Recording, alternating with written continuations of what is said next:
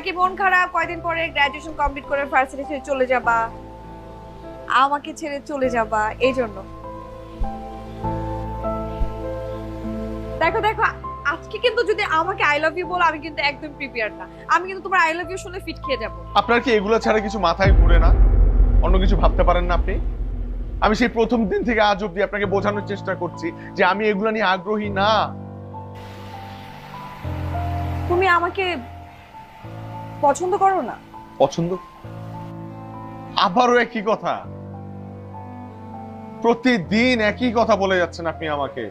কেন বুঝতে পারছেন না যে এগুলোর প্রতি আমার কোনো আগ্রহ নাই? আমি এই ভার্সিটিতে আসছি পড়াশোনা করতে, শুধুমাত্র পড়াশোনা করতে। একটা ভালো রেজাল্ট করব, একটা ভালো চাকরিতে জয়েন করব, তারপরে আমার বাসার মানুষগুলোর মুখ উজ্জ্বল করব। এটাই আমার ইচ্ছা।